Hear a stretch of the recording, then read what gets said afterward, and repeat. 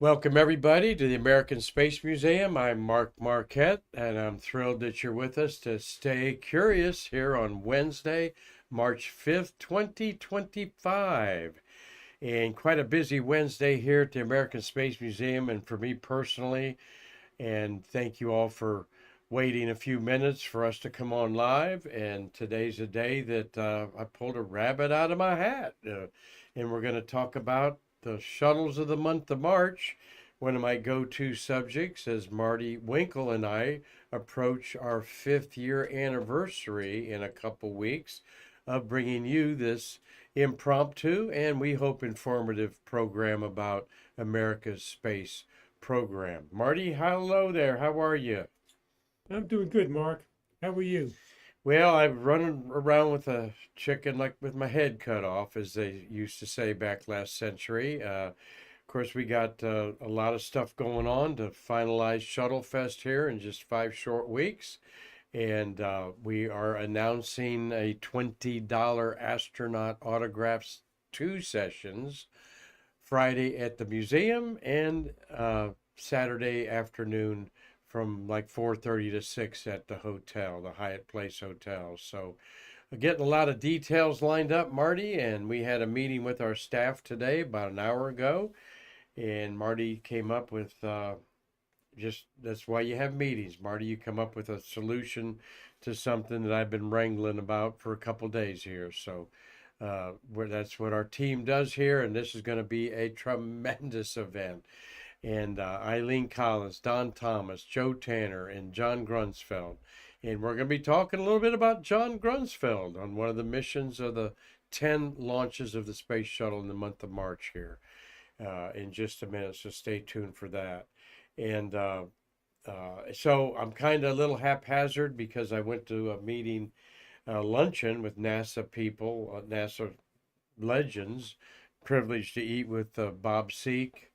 Bob Seek was there, astronaut. Jim Adamson, probably the last time I'll get to see him as he goes up to his home area of Warsaw, New York in April.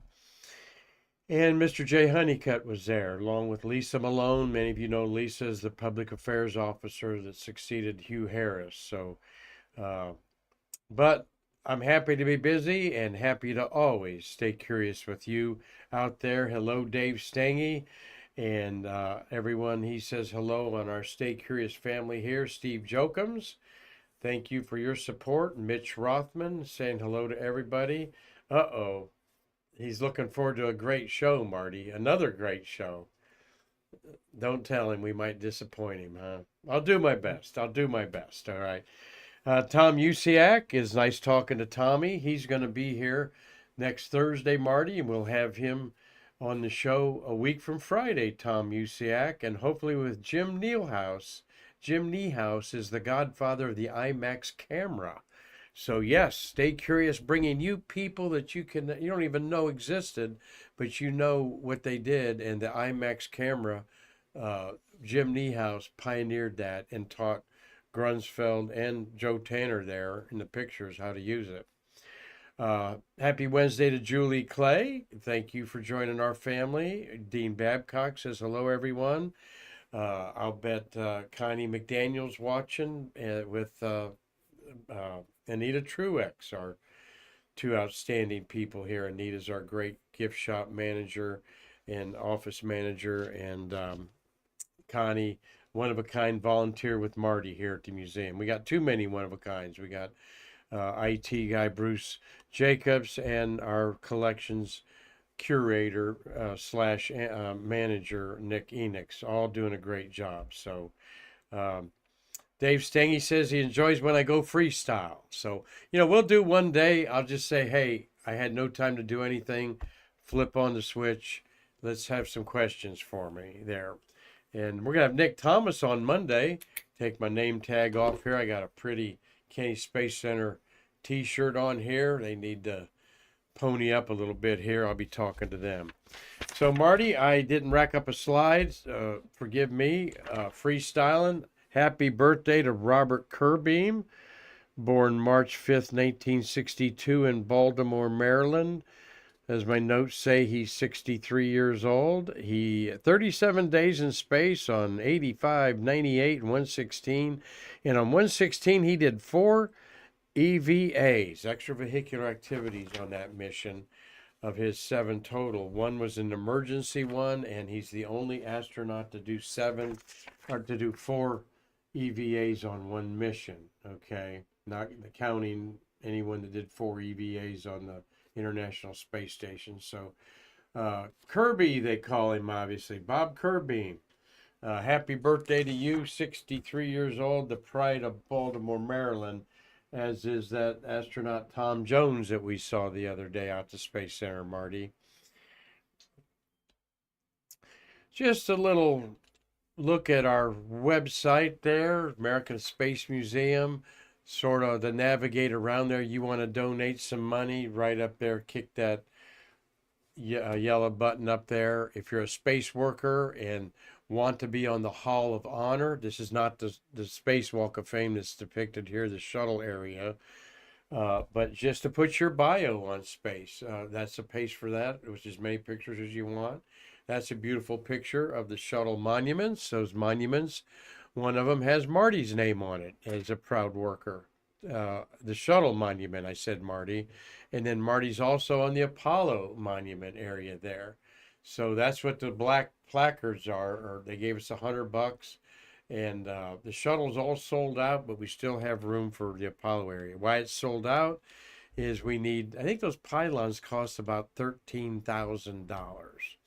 And we don't have the jack for that, or need the jack for it, right, to do that right now. Shuttle Fest is going to have this coin available to you. Marty helped engineer this beautiful coin, and we've got plenty of them to sell you. So hope that you have one of them in your pocket when you leave Shuttle Fest on there. I see a question from Dave Stange. Will we be talking about Apollo 9 mission this week? Yes, we will. I think that's tomorrow or Friday, Marty. I knew it was in my notes there, but the great Earth orbiting Apollo 9, that might be good subject, of course, Thursday or Friday here. And that got interjected. There's our auction and appraisal site there. Things at the top, just familiarize with us. Our Facebook page is copied on there. A lot to look at, but that's some of what our Facebook looks like. Well, I didn't bring my notes on this day in history. It was considered to use a pig, Marty, instead of primate monkeys as a test of the Mercury capsule. And pigs on the wing kind of thing there, all right? But pigs in a space capsule. And there's an actual concept for it. And a photo, the only one I found like that, just to give you some space history of what they thought about. There's the pig up there at the top in a reclinable chair, and there it is inside up there. Why the pig, Marty says, is because pigs are anatomically are similar to humans in where their organs are and how they function, I think. So hello, DC from the Dog Star. Glad that the Fanta Sled from the Dog Star. Welcome, welcome. You're many light years away, that Dog Star, about 4.5, but glad you found us today. By the way, I've been suffering from a cold all week and been trying to have my diction better, but I just sniffled there. And yep, I went to the doctor this morning, Marty, and I have a full-fledged cold. I was tested for COVID, also the flu. The flu's very mild, they say here. So, all right. What I had racked up last year was the concept of a rocket tune. This was a concept that was thought about in the 1950s and 60s. I believe that is the, I'm not going to guess who that is. Somebody, they recognize this man. I didn't bring my notes with me, but he was the father of the rocket tune. A rocket launched off a balloon, and there's the shuttle launch of, I believe, STS 60, 109, I think, was a night launch. We'll look at that in a minute. Putting rockets on balloons was a real thing, Marty. Here's a concept of it. You see the rocket on the bottom left there? Okay. And up on a balloon. And then they would launch the rocket from the balloon. And this was done several times. And there's a rocket tune concept there. And a modern day concept of it. Why not take a Pegasus rocket up to the stratosphere on a balloon and then fire it off? Of course, the balloon's not going to come back and get pretty well destroyed, but they take a Pegasus rocket and put it underneath a aircraft and do it that way. So why couldn't they do it this way? So that was an event in space history there. And yeah, Dean Babcock says we were the PETA activists in the early days when we wanted to put a pig in space and so forth. Well, they were getting activated. Today we don't use live animals to experiment on like that. We take live animals to space and observe them, but not destroy them. Well, here are the shuttles of the launch of the month of March. You all know that I love talking about shuttles. We put these slides together. We've got some very important missions. The Hubble repair we're going to talk about. Astro 2, the second of what was planned 6 missions, with these 3 wonderful rockets from different universities. And then STS-62, a microgravity experiment, the second one done in space that was the bedrock for what is being done on the International Space Station today. These all represent the 3 eras of the space station. For example, STS-3, the famous landing out at White Sands that MarQ, our buddy, was at, was in March, launched on March 22nd. And that represented the test phase up to STS-25, which was 51L. And the destruction of that led to a lot of changes. And one of the changes was NASA wasn't going to be a reliable source for commercial satellites to go to space. And a lot of them went back to the single stick rockets. The middle of the shuttle, represented by such missions as STS-67 and 62 that we're going to talk about today, were missions that tested things to build materials for the space station. How could we do it? And how are we going to create the laboratories? By creating laboratories in the Space Hab and Space Lab, those 30 or so missions pioneered what's being done today on the International Space Station. And then we talk about later missions like 123 and 119 that were hard hat missions to the International Space Station, doing things that today are still being done. The construction phase of it, 30 space shuttles involved, mostly Discovery was involved in a lot of those. Endeavour, building the space station that has been continuously occupied for 24 years. All right. We had the Leonardo go up on STS-102, the mobile launch of the platform that I think now is permanently on the space station. We had the third Mir docking with the a shuttle and the Russian Mir, where they let's see, that was on STS-102 there, that March 8th. And a really important mission there is the last one launched in the month of March on the 24th. The Atlas at the bottom here. Atlas is an atmospheric base point done in 1992 that here 33 years later is being the data that we're looking back on global warming and climate change and knowing what's going on. So these are the science and the technology and the beautiful missions that were so important to the way we live today. And so we're going to talk about 3 of those today. And We got Mia says hi. Hi, Mia. You like my vest? All right. Grandpa would like that for what's coming up. We don't have a grandpa holiday until Father's Day, probably. And Elena, hello to you from South Africa. Appreciate you all watching today. And we thank you all for watching. You're telling your friends, family. I know you enjoyed Winston Scott on Monday, just kind of shooting the breeze with Winston, with our executive director, Gabriel Rothblatt. Winston really enjoyed it. And then we had yesterday um, Bert Dicht. Bert Dicht was on here. He's involved with the National Space Society. He's a membership chairman. He always attends things every month, and we love catching up with what Bert was doing. And I know you enjoyed reminiscing about some of your old movies, sci-fi movies. And Bert and I are going to do books. Maybe his next appearance, Marty.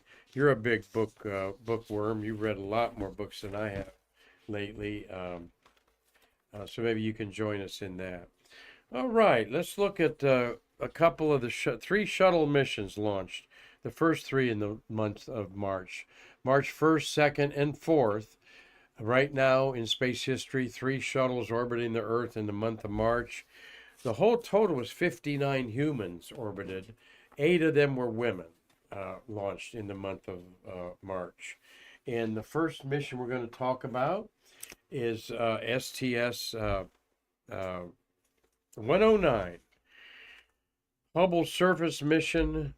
There's the beautiful patch about it. Launched March 1st at 6:22 a.m. It was an 11-day mission. All right. Landed at Kennedy Space Center. And I'm going to tell you the meaning behind the artwork here. And I've got Marty's book. I can't find mine laying around here. We're switching the studio to the room next door. So as I go like this, Marty, with your book, he gets the astronauts to autograph it. All right. And there you got a good one. Jim Newman, we've met many times, and we like Jim. He's a big surfing bum, and he hang 10 on the platform he was on the Space Shuttle mission. STS-109, a mission to service the Hubble Space Telescope. The patch depicts the HST in Columbia over North American continent. I see that now. The Hubble telescope's science abilities and power system will be upgraded. Inside of the aperture, the opening of the Hubble is a portrayal of the spectacular Hubble Deep Field image representing the billions of stars and galaxies in the universe and symbolizes the major discoveries made possible by the Hubble over the last 10 years. It was launched in 1990, so this 2002 mission was its third service mission. All of those coming following the installation of the Advanced Camera on Surveyors, the ACS. The ACS dramatically increased Hubble's ability to see deeper into our universe. To further extend Hubble's discovery potential, a new cooling system was added, and an infrared capability was given to the Hubble. HST is also known for smaller, sturdier, and more efficient solar panels to be installed. When combined with the new power control unit, they will provide more power and allow multiple science experiments to operate concurrently. So there's a lot of data, but not much about the patch. The patch, beautiful as it is, you see the North America coast there, just basically is Columbia and the Hubble in there with the astronauts. Scott Altman was the commander, nicknamed Scooter. Dwayne Carey, the pilot. This was Scott's third of 4 missions. His last mission would be another Hubble mission, 125. This was Dwayne Carey's one and only flight, and don't know why he wasn't segued to another pilot role, but sometimes life just deals you that way. John Grunsfeld, let's look at these people here. Where are they? There they are. Left Scooter's in the middle there, and Carey is on his right. He's a big cross-country motorcyclist there, like our building manager Dan McCune. To the far left is Mike Massimino. his first to second missions, he would go and do a major repair and upgrade of the Hubble on 125, one of the last guys to touch it.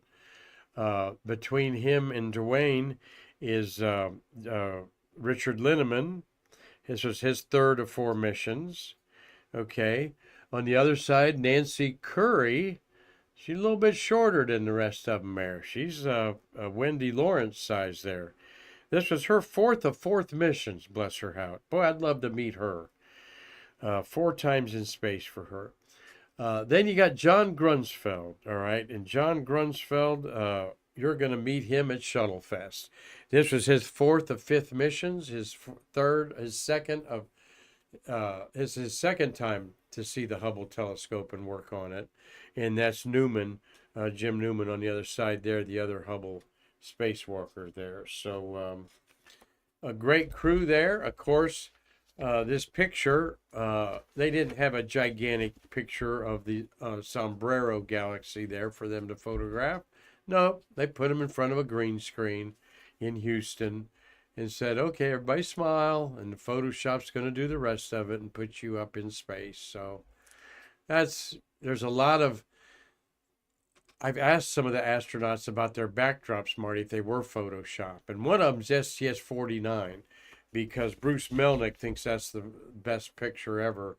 And there's a T-38 behind them with the orange sunset behind them. And he said, nope, we went out. It's not a green screen. We went out there for the picture. So there's the crew there. We love seeing the crew in space. There's the spacewalkers there. That's Grunsfeld with the thumbs up. Newman on the bottom. Massimino and Linneman in the middle there. Now, Massimino, he's a professor at New York University in New York City. He was on the Big Bang Theory on the space station when the nerd Wolowitz went up there to check on his space toilet and telescope they had up there. He gave him a nickname. He gave Wolowitz the nickname, Marty. What was the nickname? Fruit Loops. Yeah, Fruit Loops. I know you watched that. So he's a good guy. He and Garrett Reisman still, I don't know if they suspended it, but they did a podcast for a while called Two Funny Astronauts. And I've listened to it a bunch. Steve said STS-109 was the Force Service mission. I did say 3 on there. So thank you for correcting me. The next one would be the last one, 125 up there. So a big upgrade to the telescope. And Marty, what people have to grasp is the Hubble telescope there in 2002, all right, was launched in 1990. All right, so that's so that was 35 years ago. Yeah, 35 years ago it was launched, but it was put in orbit in 1990. Yeah, so that's 12 years old it was up there, okay. And the some of the structure and building of it was over maybe almost 35 years old in technology. Once you launch something, it has been developed for 10 years. It is basically, you launch a telescope, the technology is 10 years behind already in many ways. That's why the solar panels were replaced. That was the best technology at the time. And so they upgraded with better stuff on there. So they set a new spacewalk record at 35 hours. The astronauts were out there on 5 different EVAs, extravehicular activities. Grunsfeld did 3 of them, or of the 5, it looks like. So he'll be talking about that. Steve Jokums, get your questions ready for Mr. Grunsfeld there. Well, our second shuttle of the month of March was March 2nd, 67. There's this beautiful patch. 67 was the second mission to take up 3 very serious telescopes to do, and this was in this was in 1995, okay. The Hubble telescope is in orbit, but these specialized telescopes are depicted here on this patch. which depicts Astro 2 in Endeavour, orbiter Endeavour, OV-105, its payload bay, orbiting above Earth's atmosphere. The three set of rays diverging from the telescope atop the instrument pointing system correspond to the three Astro 2 telescopes, which were one, the Johns Hopkins Ultraviolet Telescope called HUT, the Ultraviolet Imaging Telescope, and the University of Wisconsin Ultraphotopolarimeter Experiment. And they called that WUPPE, WUPPE, Wisconsin Ultraviolet Photopolarimeter Experiment. The telescopes were co-aligned to simultaneously view the same astronomical object as shown in the convergence of the rays on the NASA symbol, which is the beginning of Astro. This symbol also represents the excellence of the union between NASA teams and universities in exploration of the universe through astronomy. Astro 2's celestial targets include the observations of planets, stars, and galaxies. The two small atoms, where's the two small atoms, represent the search in ultraviolet spectrum. Oh yeah, okay. There you go. Two small atoms are in the name band of the astronauts by Paris and Durance. They represent the search in the ultraviolet spectrum for the signature of primordial helium in intergalactic space left over from the Big Bang. So that's a beautiful patch. It never flew again. It was going to fly 6 times. The astronaut on this one, Sam Durance and Ronald Paris, were astronomers. Both have passed away. Scott Vongen was the backup astronaut. He and Mikey Haddad did a program with us last week on the radar imaging that they say was the top 5 of the most important of all the shuttle on there. The SRM, what was the radar? Shuttle radar. I'm trying to think of the acronym for it, but someone's going to remind me of that. Wendy Lawrence, Marty, was on her first picture. Let's get the crew picture up there. There you go, Mark. The left to right. On the left is Tamara Jernigan, her 3rd of 5 missions. She and Tom Jones were ready to do an EVA, and I forget on which mission, and the door was stuck open. The hatch to go out into outer space wouldn't open. A bolt stuck on the bottom, and can you imagine the frustration of that? Beside us, that's Oswald in the middle, Commander Steve Oswald, and William Gregory is to his right. William Gregory there, his first of 1 and 1. He never flew again as a commander. And let's see, John Grunsfeld, that was his first flight there. John's on this flight for the first time, not a Hubble astronaut, but an astronomer doing science that he loves as a professional astronomer. And then Sam Durance is next to him. That was his second mission. Sam flew on Astro 1, tragically died. I got to meet him. Great guy. Ron Paris is gone. Ron's with the mustache. And then we hadn't mentioned Wendy. There's Wendy up there in the upper left-hand corner, wearing their mission gear there. So this was, I don't know why there's not a telescope on the International Space Station, Marty. It just doesn't seem right that they wouldn't put a telescope up there. It would be great recreation, like I do, looking at Mars, Jupiter right now, Crescent Venus. Some things just don't make sense. There it is outside on the payload bay. That's actually the constellation Orion above it. I see the 3 stars there, the belt on there. So it was a 16-day mission. They did a lot of astronomy. Astro 1 was very successful, and they repeated a lot of that on this mission there. So also some of the associates on there, they did other payloads were on there, and they always do mid-deck human science. on these missions. And one other little note that you might not know about Astro 1 was, Rastro was there. Take my name off the bottom there, Marty. Thank you, sir. Easier said than done. Oh, okay. Rastro 1, after Astro of the Jetsons there, was the unofficial mascot of in this piece of artwork there. So the astronauts had a lot of fun with that. So, well, and our final mission here on the shuttles of the month is Columbia STS-62. All right, 2 Columbia missions. There's the beautiful launch of that. It was in the twilight. Let me give you the patch data on that. Where are we coming up here as we look at the launch and I get STS-62. A commander I'm anxious to meet someday is John Casper. And his pilot was Andy Allen, our friend, and works as president of a space company his father founded. But there's the patch.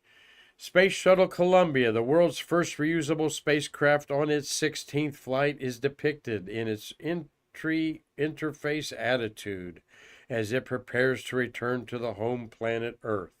The primary mission objectives of STS-62 include the U.S.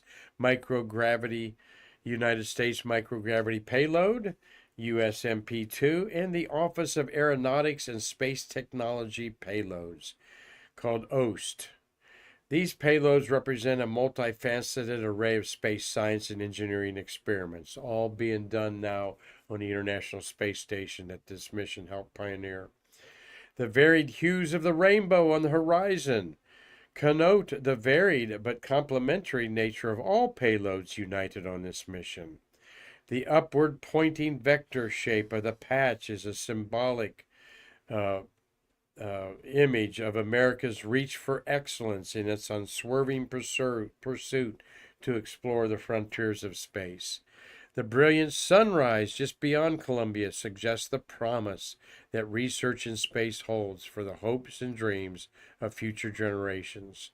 This patch was designed by the STS-62 crew and created by Mark Pestana, who's done several patches of it. Peter Thoet was on this mission. You might remember Peter was one of the 3 EVA astronauts on STS-49. So this was his second mission at least. Peter, third of 3 missions for Peter Thoet. Let's get their beautiful faces up there after we see that gorgeous launch in the twilight at 8:53 a.m. on March 4th, 1994. John Casper's seated on the right there, and this was his 3rd of 4 flights, 2nd as command. Andy Allen, 2nd as a pilot on the left there. Andy would be a commander on his 3rd mission, STS-72, or I forget which one, but it was the tethered satellite mission. Pierre Thoet is up there, 3rd of 3 missions. Marcia Ivins, 3rd of 5 missions, inducted into the Hall of Fame last year, Astronaut Hall of Fame, and somebody that we've seen many, many times, Sam Gemar. And there's Sam signed your book there. Too bad you couldn't have got Marcia to sign it, but they don't do autographs at the, there's Sam. There you got Jan Davis on hers, other ones there. So thank you for letting me share that book, Marty. I got to find mine laying around here. That was a 14-day mission of Columbia on there. So, and they made it back to Earth safely. Here's Marcia, well known for her big hair in space. She's got beautiful long hair down the middle of her back, and then look at the camera gear there, guys. Wish that was a higher resolution. She's got some big gear there in her hands there, and also I like showing their autographs sometime. And plus, this is what's called a U.S. Postal Service envelope. Those of you who've not held one for a while or mailed one for a while. and space covers they were called. And there's Casper on the left, Andy Allen, Sam Gemar, Marcia Ivins, and Thowitz on the bottom there on this, with the date of their landing, March 18th, and the date of their launch, March 4th, on it up there. And these are very, that is worth $25 an astronaut. So $125, and then you add $100 maybe because you have all crew members, and being on this type of space cover with the launch and landing dates stamped there. I would hope this would go for at least $200 in our auction or in a private sale. So love talking a little bit about that. We'll talk more about the next auction is online, and I'll hit some of that tomorrow. Marty, we see many, many pictures of the shuttle era, and some of them define the shuttle and are iconic in our minds, and this is one of them. This is the heat glow off of the back of Columbia OM's pods there with the image stabilizer in the background there, as they were not going through re-entry, but going through some ionization layers of the Van Allen belt, I believe, at this time. Just a fabulous, gorgeous, gorgeous picture. So glad that you enjoy with me the shuttles of the month of March. Out of 10 of them, Columbia, you see, was marched 3 times, launched 3 times, Discovery 3, Atlantis, and Endeavour each twice. And so that leaves Challenger as the only orbiter that did not fly in the month of March of its 10 missions on there. So thank you all for watching today. If you'd like to donate something to the Shuttle Fest silent auction, Marty is in charge of the silent auction. We're not taking cheap stuff. We want some good stuff, and Steve Jokums has already donated a model, Marty, of the Hubble telescope. We can do with what we want. We will put that in the silent auction. Thank you, Steve, up there at the Lake County Spaceport, where he has a business with beautiful decals for your shuttle models. Look him up, Lake County Spaceport, up there in Illinois. So, but thank you all for watching today. I'm looking at your comments. Michael Bruno, Stephen Greer's in Austin, Texas. And hope that you find that we're pleasantly weird for you here. One of the themes of Austin is to make it weird. Elena Adakara, thank you for watching. Cliff Watson is in Pomona, Australia. Getting ready for winter there. Hope you have a nice fall down there and have had a good summer, Cliffy. DC is watching. Thank you. Carlton Bailey.